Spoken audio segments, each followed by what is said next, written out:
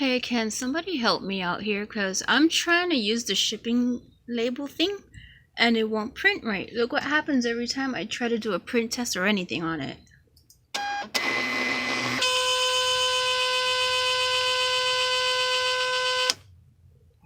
I don't know what to do. I've been trying everything and this continues happening.